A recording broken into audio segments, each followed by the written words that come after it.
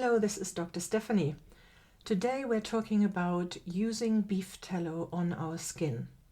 So I was contacted recently by a beauty journalist and I was asked what I think about using beef tallow on the skin topically, as this seems to be all the rage right now. But before answering that question, I'd like to talk a little bit about beef tallow in general. So more commonly it's of course eaten as food. And what do I think about that? I think that's completely fine as part of a balanced diet. Beef tallow is actually rich in many fat-soluble vitamins, A, D, E, and K, also rich in vitamin B1, as well as monounsaturated fats, choline, and various other nutrients. So in general, it's a quite nutrient-rich food. But having said that, I strongly recommend not using beef tallow topically on the skin, but rather stick to having it as food. And there are several reasons for that.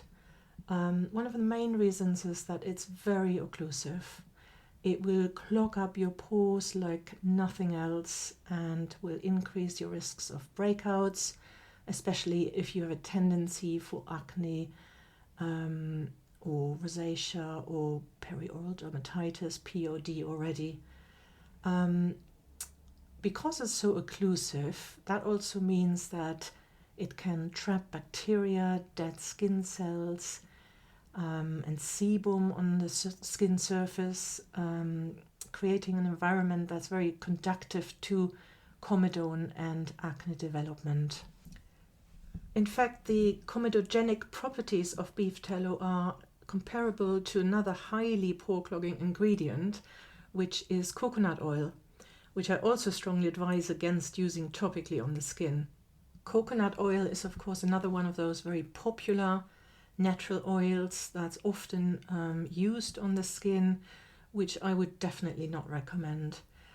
Although coconut oil as a food is, again, very healthy, and it's also a very good cooking oil because it is highly stable in contrast to a lot of the unsaturated fats. But let's come back to beef tallow and using that on the skin. So even if you apply it on the skin and you feel it's not doing any harm, you don't see any acne spots developing, that doesn't mean that you will not develop acne later. Typically, acne lesion development cycle is around 8 weeks.